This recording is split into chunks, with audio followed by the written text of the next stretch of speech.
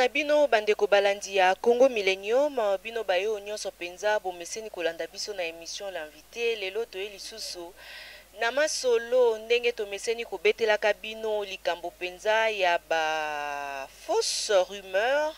oyo ezotambwa na ville province ya Kinshasa que honorable Jekoko Mulumba atiki biso pe azongi na mboka bakoko tolingi te toyebisa bino d'abord premièrement ezali kaka ba rumeur ezali penza makambo ya lokuta parce que mwana mboka honorable Jekoko Mulumba toyebi ete azalaka na majorité présidentielle kasi komaki na ngonga moko pona ye alobi te amonaki penza bayo bazali kokamba biso na majorité présidentielle to pe bokondi ya président de la république ezali penza kokende na mwa mabunga mingi nde ase décidaki alobi te akoma na ye opposant mais azo comprendre te depuis ase décida que akoma opposant ba problème penza ekoma mbutu donc ba problème ekoma kolandalanda ye akoki kosala moi likambo ya moke exemple ya pont ya salaki na Kingabwa penza ekoma problème ya makasi po amona lokola neti apesa exercice moko boye oyo bakoka kozongisela ete yango ntango mosusu ekomi neti ba problème oyo ye akomi kosubir na moi mwa lelo ye azalaki arrêté kasi mwa mikolo penza na prison centrale ya Makala babimisaki ye pour que akende kozwa ba soin na ye na clinique Ngaliema arrivé na clinique Ngaliema kuna azwaki ba soin na ye kasi selon ba médecin balobaki te azwaki soin kasi bango penza bazali na ba matériel oyo ekoki penza kobikisa mwana mboka honorable Jekoko te yango basengaki te azala transféré libanda ya mboka kasi eloko nini ezali kosala bapesa ye liberté wana te to pe liberté provisoire pour que abima libanda ya mboka po na basoin na ye lelo tolandi epa ya baconfrère na biso likambo moko ya ministre na biso ya santé alobi likambo que ye atindaki honorable Jekoko Mulumba epai ya maboko ya ba médecin kasi ba médecin bayebisaki ete malade wana oyo azali kosouffrir azui penza lobiko na yango ye ajujaki penza te balongola ye na clinique Ngaliema azonga esika oyo penza ebongaki po na ye esika yango wapi na prison centrale ya Makala kasi tomoni confrère na biso penza atunaki alobi parce que eza na ba lettre oyo to pe ba médecin ya clinique Ngaliema misusu penza ba déclaraki devant ba média balobi te bango balobi vu état ya mwana mboka Jekoko Mulumba ezosenga te abimaka libanda mboka est-ce que bazo banga te akende kozwa ba soin na libanda ya mboka po soki akei kozwa ba soin na libanda ya mboka ako kende sika moko na Moïse Katumbi yango ezobangisa to akokoma kolobaloba yango ezobangisa to nini soki ezali kobangisa te selon famille po na nini bazali kopesa liberté provisoire te pour que abima po République démocratique du Congo ezali mboka ya bakoko akozonga kakaka eloko nini ezosala que bapimela ye ekomi akufi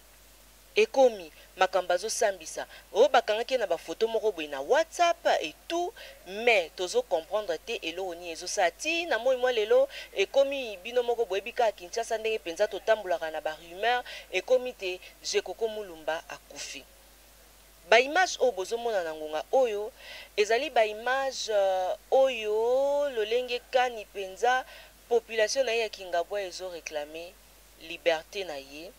bazo senga bapesa ye liberté provisoire pour que abima parce que soki abimi te bango bakolala te bango bakokende esika moko te baza na besoin ya liberté ya honorable Jekoko Mulumba bolanda nanu lolenge nini penza eyindaki na tongo ya lelo pona ko réclamer victoire na ye epai ya baeya ye tolanda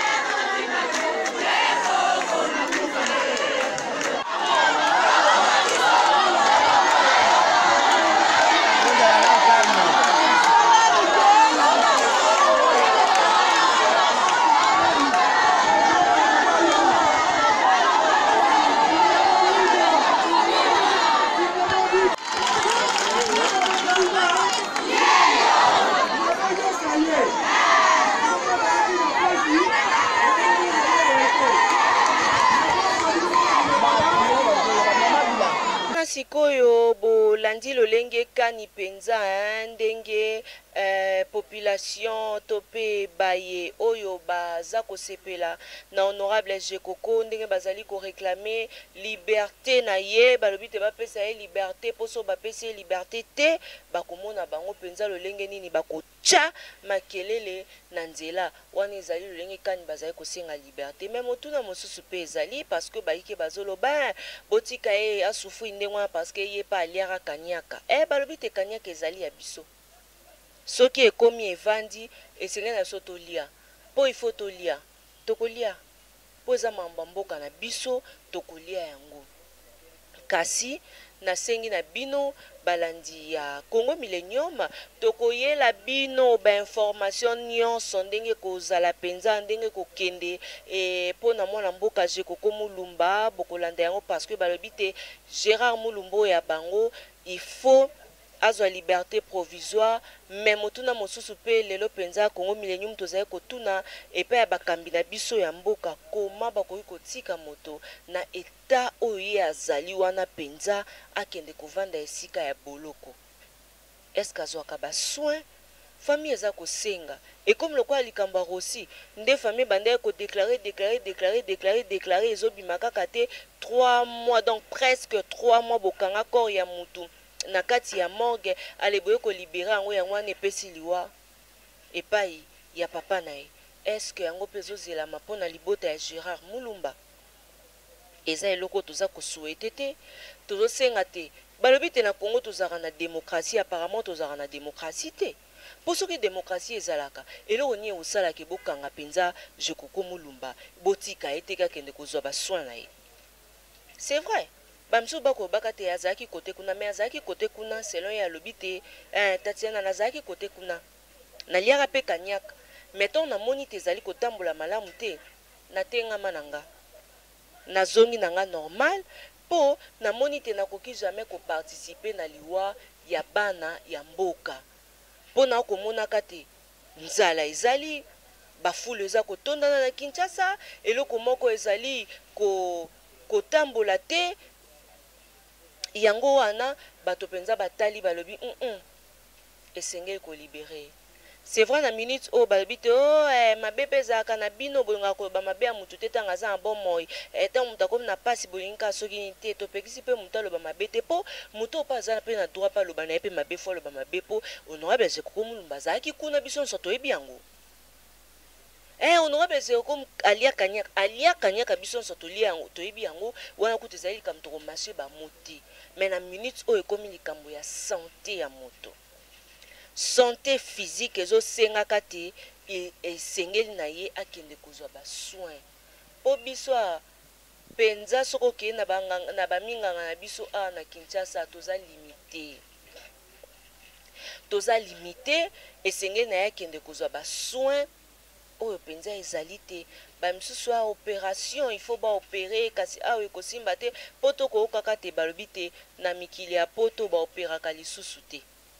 mikili ya poto ekoma so komi na baproblème neti pa ya mwasi so oza na problème lokola na ouvert na yo bakie kaka so basali ndenge nini yango wana bakoopere yo te balongoli yango mais awa ti na moi mwa lelo biso awa baminganga na biso baoperaka kaka baopasola o nzoto babimisi o miomo o nini baoperaka kaka alors toki penza kokangana te toloba soki nini te soki ezali na ye na mabe soki ezali na likambo ya mabe oyo asalaki esengeli na ye asamba wi kasi moto mpe na mbeto hôpital basambaka bongo esengeli kolibere ye ekomi lokola neti soki moto aliaki eloko moko boye kindoki moko ezosila te botika ye nanu wana mpe ezodépendre na bakambi na biso ya mboka po toyebi te raison na bango ezali nini kasi tokozongela bino esu mikomi ezali koya po toyeba raison nini ezosala te gouvernement na biso balibere Gérard Mulumba te pour akende kozwa basoin peut-être eza na secret moko boye ebombani wana parce que kala mingi te bato nyonso bokoliaka bakanyaka ya bato tokosalela bino analyse moko boye tokobimisela bino papier tokoma dia bakombo na bino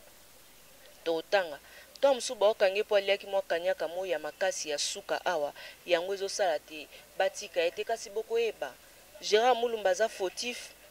to aza fautif te bokoyeba bango kaka na mikolo oyo mizali koya. Merci na bino balandi ya Congo Millennium, bino bayo penza bozaka ebele à chaque instant pona ba critique ba remarque na bino esara biso voye bien kasi bayo penza boyaka na commentaire ko finga bolemba te bo finga lisusu toza wana pona bino bo finga penza po tozo zelango po musala na bino yango wana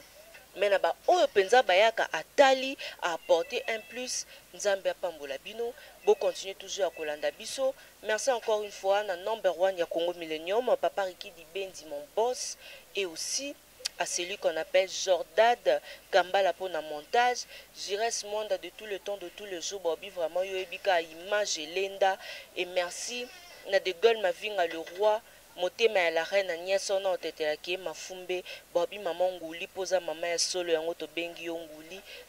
Joli Dibendi ya ngana ya Riki Dibendi papa na Jason mwana mokonzi akotaka boloko te.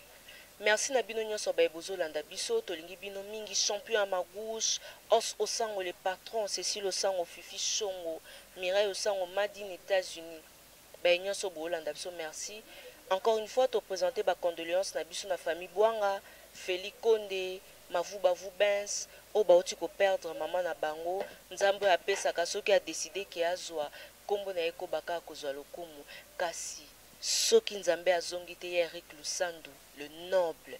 Retrouvez-nous prochainement na numéro mususu boyebi kaka. Au revoir.